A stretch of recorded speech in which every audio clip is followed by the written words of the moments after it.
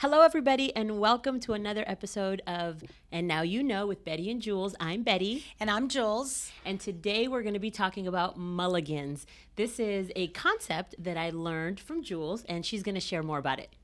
So I get the honor of sharing and defining mulligan with you folks because one of my exes was a PGA golf pro. A mulligan, I want to make sure that I say it exactly right.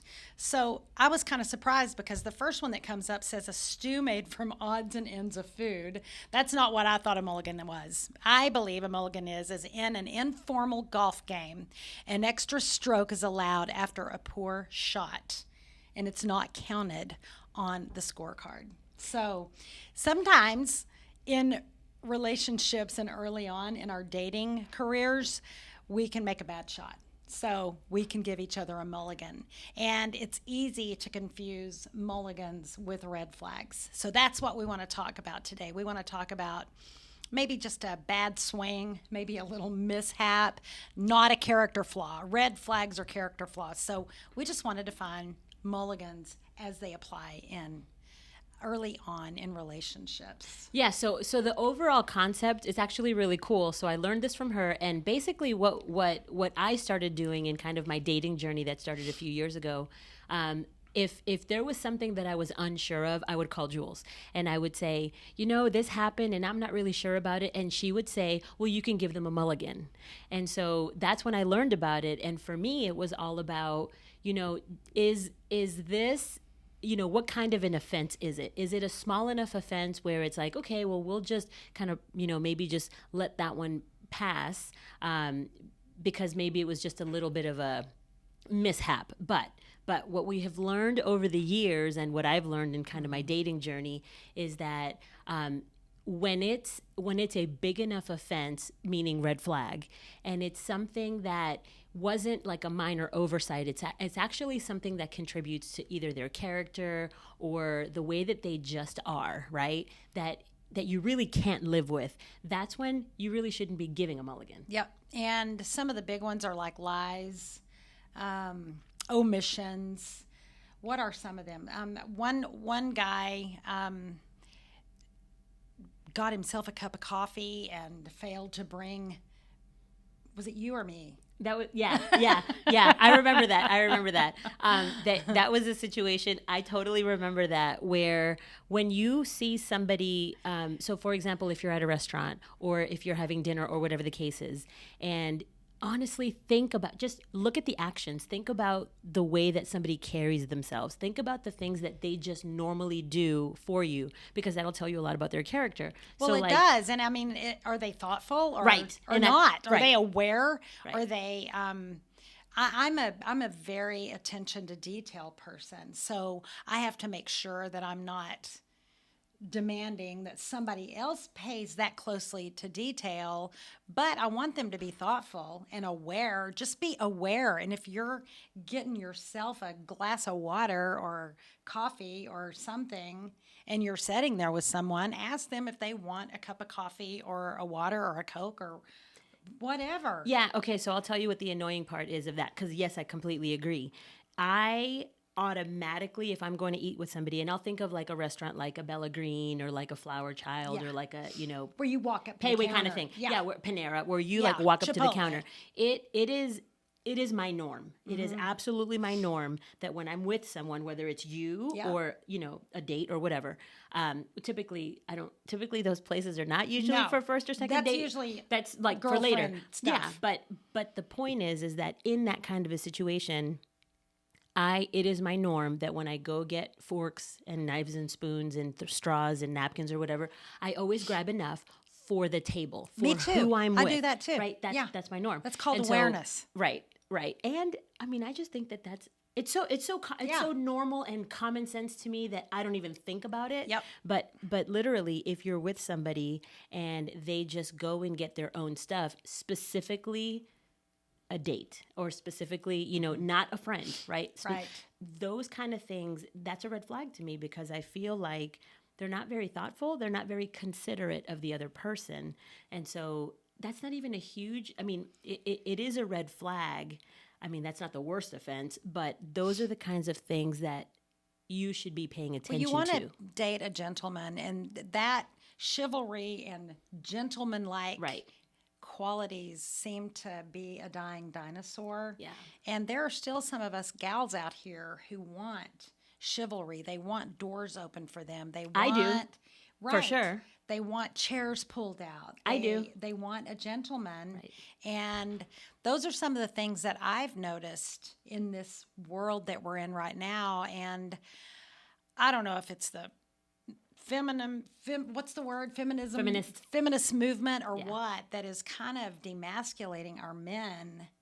But I want to bring them back. I want to bring that gentleman quality back, because it gets tricky to see if it's a character flaw, which would be a red flag, or if it's a mulligan. Right. I think you're completely right about that. And kind of the gentleman qualities back, one of those is who's asking who out and who's planning the first date. I think that, over the years, the whole girl power and, badass movement, boss babe kind of a thing, which I actually am a very strong independent woman myself. I am too. So there's nothing wrong with that part. But when it comes to dating, I want to date a man. Right. And so, who's asking who out? He needs to be asking me out. Right. I shouldn't have to be chasing him and asking him No, if he wants to go men love out. the chase. And planning the first date, I'll tell you, if I have to plan the first date, it's not a good time. No. It's not a good time. No. And I already feel like, okay, now I'm going to have to carry this whole relationship myself. And I've been there, done that. I'm not doing that Well, again. and you make a good point, because early on is when we're all on our best behavior. And if there is something that you absolutely adore that he's doing, you need to let him know. Yeah. If there's something that he's doing that you don't adore, you need to let him know and see if there can be some compromises and modifications. And he could be, well, the last relationship I was in didn't like that. So communication is critical to understanding. You've got to give it time to get to a place to see if you want, you spend time with someone to see if you want to keep spending time with them. Yes, and I love that. And I have, sorry, I just hit your hand. I have applied that to everything, because it's true. I'll tell you one thing when it comes to when whoever you're dating, when there are assumptions made of what you might or might not want or what you might or might not like, based on a previous relationship, that's an issue for me. I think that becomes, where's the communication in that? Because just because it was a certain way with someone else, the assumption to just move in that direction, what that tells me is that there are some unresolved issues from that past relationship that I really don't want any part of. And so now that makes me want to take kind of a step back. What I wanted is honesty. What I want is communication. Mm-hmm. I don't need perfect, but I need real. And so this is where, like Jewel says, you spend time with somebody to see if you want to spend time with them. You also are learning to decide how many mulligans are you interested in maybe giving. Now, I used to give several, too many. Now I can say, a few years into the dating world, I can say that I used to give too many. I used to give too much grace, and I'm a giver. Yeah. And so I think that I'm constantly looking for the good, and I'm thinking, well, maybe if I do this, they'll do that, and maybe if I give this, and they'll give that. And what I've just learned is that, I'm in my mid-40s now, and it's not changing. Like, who you are is who you are. Yep. And I don't think that mulligans now should be freely given. Like Steve Harvey says, we love Steve Harvey and we've listened to him for years. And one of the things he says is, do not get into the habit of collecting red flags. No. Red flags are not something you want to collect. Yeah. And you have to believe somebody when they're showing you who they are, because man, I made my biggest mistakes. Well, I've already said on a previous episode, my biggest mistakes was not listening to the gut, right. Or I call it, mine is the Holy Spirit. Ignoring that, but then ignoring who they are telling me that they are, because if they do something and you let them get away with it, they've just learned how you want to be treated. Right. I mean, we truly attract our own treatment. allow and Well, enable. you're and teaching, right? Yeah, right. you're You are teaching. teaching somebody by what you tolerate and what you accept. Yep. You're teaching them how to treat you. You're teaching them how to love you, which you've said that. You've said that for years, and it is absolutely true. And I'll say a mulligan that I know you're going to jump all over this one. A mulligan that I absolutely refuse to give is if there's a lie. If Yep. there is a lie and trust is broken, for me, been there, done that, and you never get it back. No. There is no way to get trust back. Trust is I'm such done an with it. interesting thing to me because it's almost like when you first meet somebody, you just automatically have trust. Right. And then if they do something that cracks that, no matter how hard you try, it's just always in the back of your mind. Yep.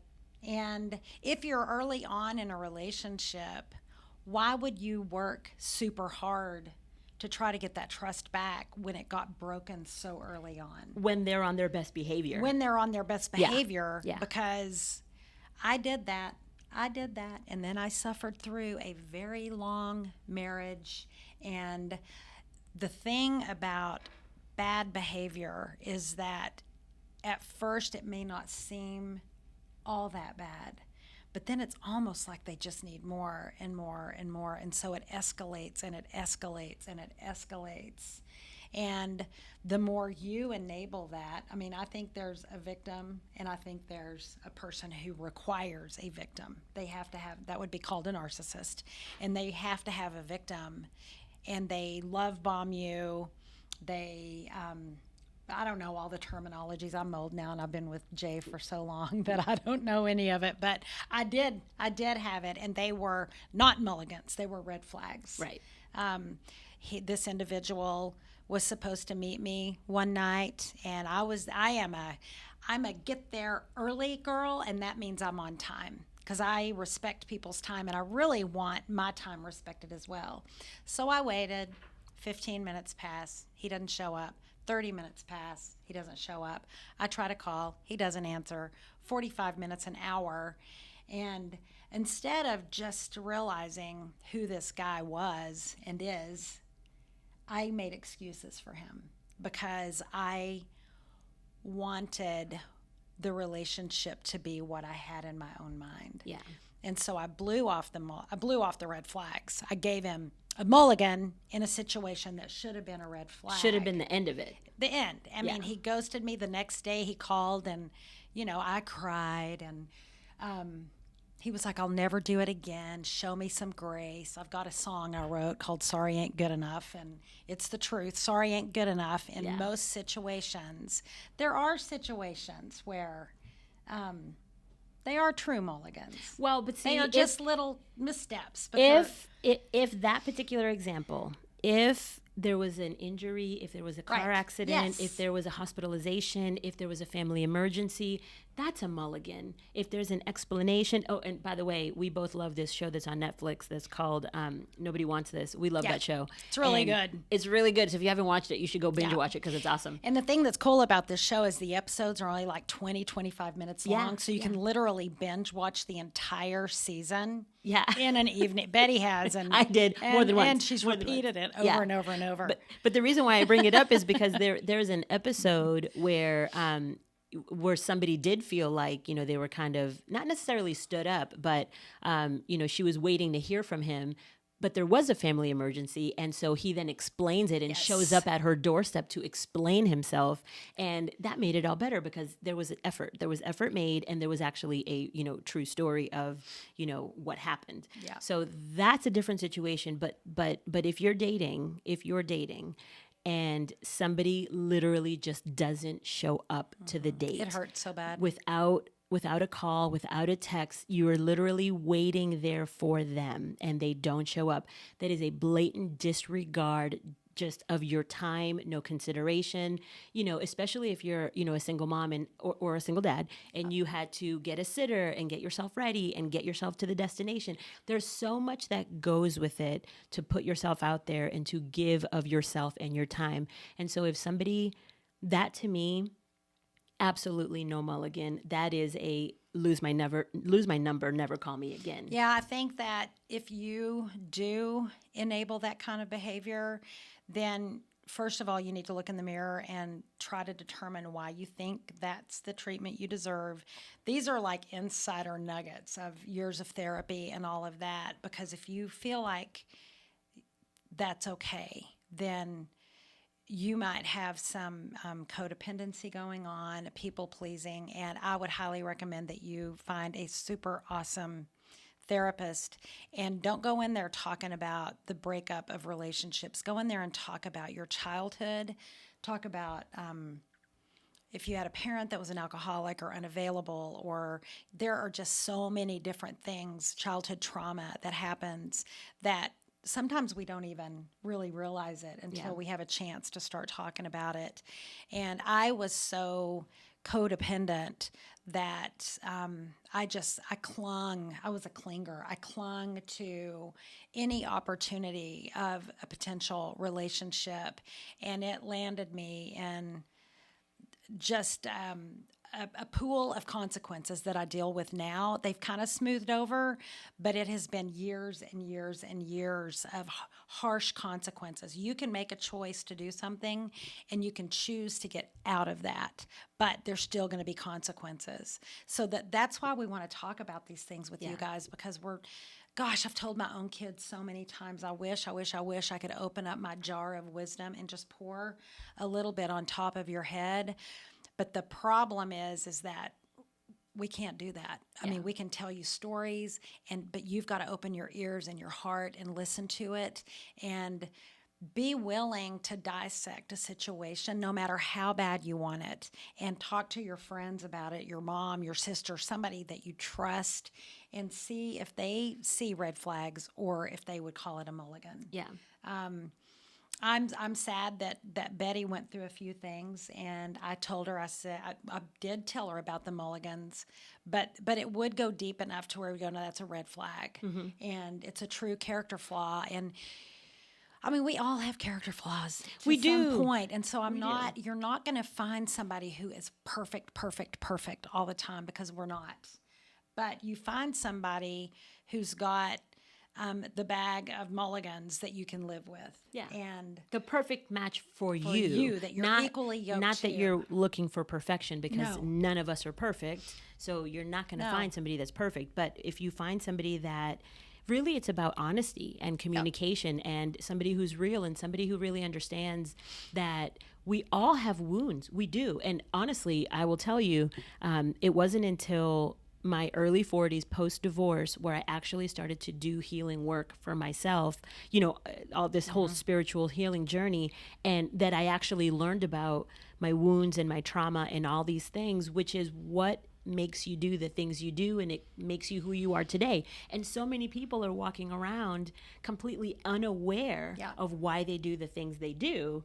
And this is why we're bringing this up to your attention. And it's a lot of examples of how it happens, and mulligans is one of them. What are some examples of mulligans? Well, so I'll give an example. So one of them was, of course, observing somebody and showing kind of like, are they considerate, are they thoughtful? You don't even have to, if you find yourself having to beg or ask for something that is a need of yours, that's where I feel like you can communicate what your wants and needs are, but some things go down to basically just character, thoughtfulness, consideration, self-awareness. You shouldn't have to beg for it. You shouldn't have to explain why it's, necessary. So those kind of things, it just depends on, some of those things I wouldn't give mulligans for. The initial conversation of, this is what's important to me, these are the types of things that I look for, have the conversation and absolutely be direct and communicate that. So that part is important. But if they're repeatedly showing you certain things, so I'll give you an example. I was dating somebody, it was pretty early on, but as we were sharing stories about our lives, there was a big part of the story that was omitted on his part. And it was probably about 2 months in when he decided to fess up and tell me the truth that he had omitted a pretty big part. And at that moment, I literally kind of felt myself, I felt like I came outside of my body, like I floated outside my body. Yeah. And She called me. I did. And it felt like I was like observing myself, thinking about every single time that we talked about what had happened in his life over the previous, 3, 4, 5 years. And so many times in my mind, I just kept thinking about how many times did he have to actually think about Be intentional. Yes, at leaving it so out. an omission then becomes a lie. And so if you omitted a pretty substantial, significant part of your story, your history, you omit that, and then every time you have a conversation about that part of your life, or 2 years ago, or 3 years ago, or 4 years ago, you have to remember that you left that part out. And then you have to make sure that any details that might lead you to that part of the story, you have to really remember to leave that out too. And, not to slip into it. I mean, it's an intentional. That is a lie. Yep, Let's just be clear. That's a big fat lie. It's a lie, and it is deception. It's wanting you to believe that they are something that they're not. It's wanting you to believe that they had whatever experience, that they didn't have. I mean, they kind of left the whole thing out. So I actually, when it happened, I called her. We had this conversation, and at the moment, I was in so much shock that this was the information that I was getting. I actually gave him a mulligan. Yeah. I gave him a mulligan, and I thought that it was going to be okay. Well, that was like a couple months in to dating him. We were thinking it could be a mulligan because he came clean. Because he came after clean, 2 right? months. Right, because he came clean. Yeah. And but then it's that thing that left a crack in the trust that we're talking about. Correct. And then after that, anything that came up, anything that would happen, I would find myself saying to him, is there any more to that story? Is there anything that you're omitting? And I just realized it was probably another month or two after that I just found myself, I can't get over this. There were some other things that started. There were. But what it did is it pulled it into the light and under a microscope, and it made her just acutely aware of. I mean, if somebody's lying to you like that, it makes you aware. Right. So I ended that relationship because it really was very clear that. Well, he started building on it. I mean, he really did. And I was literally sitting in the parking lot getting ready to go into a doctor's appointment. And Betty called me, and it was done. Yeah, it was done. It was done. So it's one of those things that when you choose to give mulligans, what you also have to choose for yourself is how much you're willing to give and how much you're willing to accept, and when is your gutful threshold. And so I have learned that. And so now where I am in my kind of dating journey, now I actually, if anything like that comes along, I don't give mulligans. Now it's just that doesn't work for me. No. I mean, I wish them well. Yeah. I wish happiness and love for everybody. Yeah. But it just may not work. And with me. you can't force it. I mean, I'm going to use what I think is a good mulligan, not a red flag. So Jay, 2 months into dating, he had been dating a gal prior to me, and she was a really sweet lady, and he enjoyed her company, but he said that he knew that she wasn't the one. But they had a friendship, and so about 2 months into our relationship, he called me and he was like, "Hey, so and so called me, and I forgot that we bought these tickets to go see Jimmy Buffett, and she wants to know if we could still go." And that felt like a gut punch to me. I was like, "What?" So I said, "I need to think about this for a minute." Mm-hmm. I don't want to say you can or can't go, but I had my board of directors. So I called my gals in to have a board of directors meeting about my life, because I decided that I was not going to, they got to pick. And if they told me to break up, I had to break up or end it. So my board said, you know what, tell him to go and see what happens. And so I did what my board told me to do, and I called Jay back and I said, I think you should go if that's what you want to do. And he was like, well, what's that going to look like for you and I? And I said, well, I'm glad you asked, Jay. Because what it meant was that maybe I thought the relationship, my board said, maybe you think the relationship is more than he does, and maybe he wants to be on the market or available for other relationships. So if he asks if it's okay and what that looks like to you guys, then simply tell him, we're going to back down a little bit on this. I'm going to get back out on the market, and I'm going to open up my interviews again, and we're going to go from there. Well, about 15 minutes later, he called and he said, I told her to keep the tickets, invite someone else. I don't want you to go back on the market. I don't want to go back on the market. And here we are. Yep. And here we So are. if you don't chase and try to force and you just let things kind of be, you get your true answers. And so I feel like that was a mulligan. Yeah. And Jay has shown no signs of that kind of behavior or, desire for another woman or anything like that ever. And I don't think that was a desire for another woman. I think he wanted to go see the Jimmy Buffett concert. Right. I wish he would ask her if we could have had the tickets. Right. That's true. But Jay's a gentleman, and he said, you take them, invite a friend, enjoy your evening. And that's why I love Jay so much, because he is a gentleman. But he passed the test. He did pass the test. And I think that's a great example of a mulligan.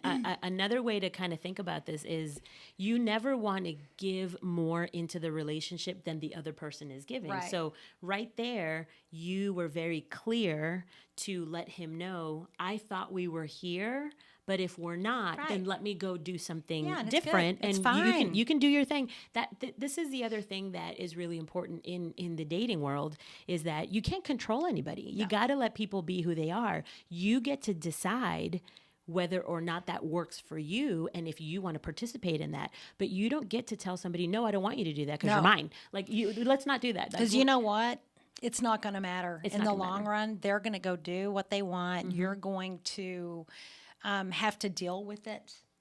So, one of the things that I loved about that scenario is that Jay was open and honest and communicated with me what was going on. We were able to talk about it. There were no ultimatums or anything. It's just the facts. This is what this is. Ultimatums don't work. Ultimatums do not work. And you get to the truth and the trust and the levels of what you're looking for in a relationship if you can just be honest and not. I'm with a company right now, and they say all the time, we can only control what we can control. Right. We cannot control what we're in real estate. You can't control what the buyers or sellers are going to do. All you can do is present the information to them wholly and truthfully, and let them base the decision on what they have and what they know about who they are themselves. That's all. You're not in charge of that. Yeah, and that's true for everything in life, because it really is.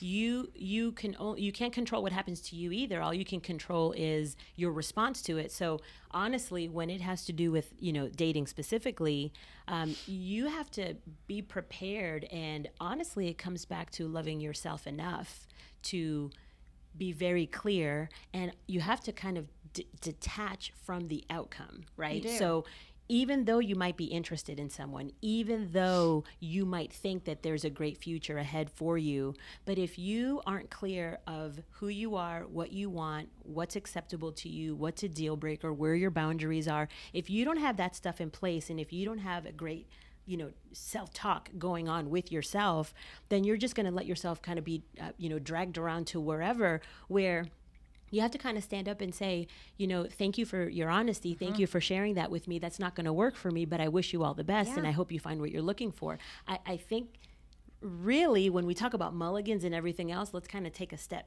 back and, think about the fact that, how are you showing up? How are you? Are you showing up as clingy and needy, and you need to make it work, and you have to fix people, and you have to force it? You show somebody how you want to be treated, right? Period. Right. And if you don't respect yourself enough to stand up and say that doesn't work for me, because you're afraid you're going to lose them, please go get therapy. Yes, and stop dating. I'm begging you, stop dating. Stop. Just take a pause. Take a pause. Listen. Yeah. what is so cool is that if you can learn how to spend time with yourself, Yeah. and you can learn how to love yourself, and you can learn how to love being with yourself, somebody else is going to love being with you too. I mean, you truly attract who you are, and you attract what you put out there. Help me. What am I? I'll say this better than I am right now. Well, it honestly, get to a place where you enjoy your own company and that you trust yourself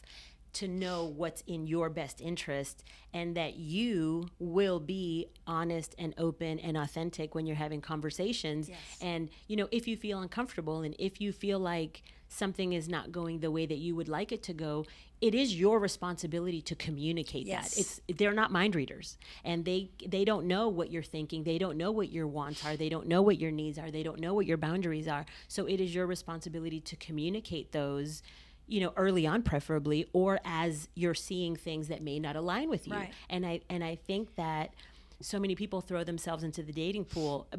I was one of them, and Me because too. I didn't know, I didn't have all these things in place yet. Well, now I know, and now it's really get to a place where it's like you respect yourself enough. And you love yourself enough that you know that you're not asking for too much. You might just be asking the wrong person. And so if it doesn't work with that person, honestly, there will be another opportunity with somebody else that will be a better match, that will be a better fit for, what you're looking for, that'll align with your values and hopes and dreams and goals and all of that. So it's don't try to cling on to something because you feel like it's going to be your only shot. Oh my God, because you're going to be alone with someone. Right. That's worse. I enjoy my me time. Oh my God. I love traveling. I love doing girls' night. I love doing all the things. You have to come from a place of, you are strong and self-sufficient in yourself, right? Well, when I finally realized that I was the common denominator in my failed marriages, and I went to my doctor, I just told him, I said, if I got to find out what is going on inside of me, because if I can't, I don't want to be here anymore. Yeah. I don't have any more of this in me. I don't want to do this way anymore. And now I do have what I've deserved, and Jay has what he's deserved. Now he had to go on a healing journey too. I mean, if we had met earlier, this would not. Right. I don't want y'all to think I'm sitting here saying me and Jay are perfect, because we are not. We love each other, and we communicate, and we trust, and it doesn't matter how ugly it is, we tell the truth. Well, and just to share like where we are in our journeys, she and Jay have been together now for 12 years, and it took her quite a few misses, quite a few, things along the way to find him. And I feel like I haven't had him all my life. Right. And I feel like I'm, in the kind of the middle of the journey where, after divorce, healing journey, trying to figure out what it all looks like for you. And then you start understanding who you are, what you want. And then you're out there. And, the dating thing that some people don't like is that they want to go out and the first person they date, they want them to be the one. Yeah. And that's not necessarily the way it works. And the blessing in that, to be honest with you, for me, I hadn't dated in 20 years. And so for me, what I learned is every person that I talked to and went on a date with, and not everybody, I didn't spend a lot of time with all of them, but there were a few of them that I spent, a month or 2 or 3 with.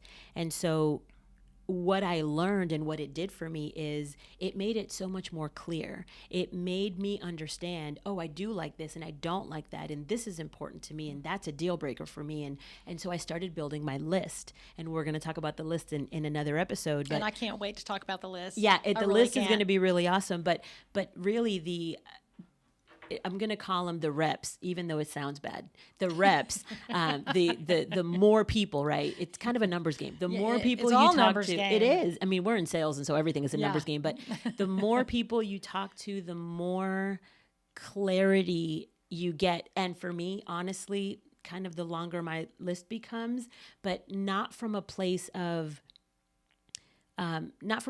coming out to like be arrogant. No. It's really not from that. It's really from a place of worthiness. Yep. And what I want, what I deserve, what I'm worthy of. And I feel that I'm valuable and important. And so I'm going to give myself the time to find the right match for me. And just to be honest with it too, it's not just about us. It's about that guy who's not the right fit for you, and he deserves to be loved the right way too by his person that he's equally yoked with. Right. And I just want everybody to understand this so bad because it changed my life. Jay and I, we actually dated almost 4 years before we got married because we wanted to let that shoe drop if it was going to. And I fully expected it to, but it did not, and it still never has. And let me tell you, it is so much nicer to be with your person that you are equally yoked to. You just don't have to work so hard. We have things, in our lives that are difficult. We've each, my husband and I have, he's got a daughter, I've got a son with special needs, and then just typical children. Whew, let me tell you, it's a revolving door. It's like one's getting through a problem and the next one's coming in. So, but it keeps you young, and we like it. We want to be there for our children, and we have blended fully now, and it's a good place to be. Yep. It's a good place to be. I encourage you to do the work that you need to do to find your person. Yes, and in the words that she has said this to me before, you're going to do the work one way or the other. You're going to either do the work on yourself and then put yourself in a position to find the right person, or you're going to continue to put yourself in bad situations because you've not learned the lesson yet, and then it's learning it the hard way. Yeah. Then you kind of hit it. That's how I did it. Right. Then you kind of hit a really rock bottom situation where now you've created a lot of unnecessary pain and just things that you might not want to, choose you don't have to do that. You don't have to do that. You can recognize what's going on inside of you right now and do the work, and then you'll find your person. Or you'll just enjoy being by yourself and hanging with your girlfriends or, whoever, your kids, your dog, whatever. Which is kind of where I am. I actually, I'm in the dating world, I guess, but I've not been dating for almost a year. And for me, it's because I've just decided to enjoy me, enjoy my kids. I've been traveling more than I ever have in my whole life. And I'm really, really enjoying that. And it's because I, put myself out there and I started to see a few things. And then I thought, I think I need to work on me a little bit more. I think I need to kind of refine some things. And so that's what I did. And Isn't it so nice to enjoy that freedom? Yep. And now I used to, in my past, when I had an opportunity to be at home alone, I hated it. I love it. I think it's great. Well, since I went through therapy and in my relationship with Jay, I don't tell anybody when Jay's out of town. He travels a lot, and so I don't tell anybody that he's going to be out of town because This is when she binge watches her Netflix shows. I do, and sometimes I'll watch a movie that I've seen 5 times, and I don't have to explain why I want to watch it again. Yeah. I just want to be in it again. Yeah. And I have a glass of wine or maybe 2, and Yeah.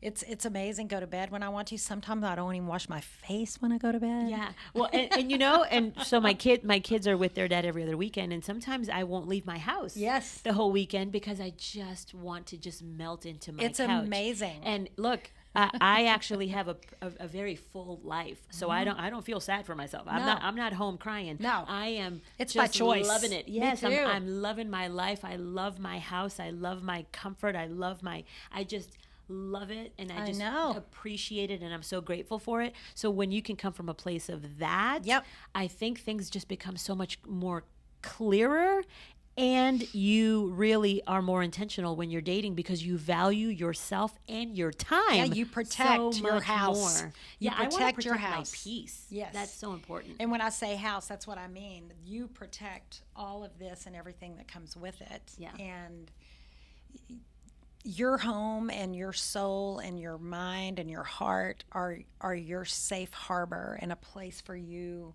to pull in and regenerate. And this world, I told Betty when she was first going through her divorce that she had so many people plugging into her, just sucking out all of her creamy goodness is what I called it, because my mom said that. My mom's the one who coined so many of these phrases, and in a situation she said, I'm not going to worry about this. I know that when you get a gutful, you'll get out, and that's exactly right. So that's one of our.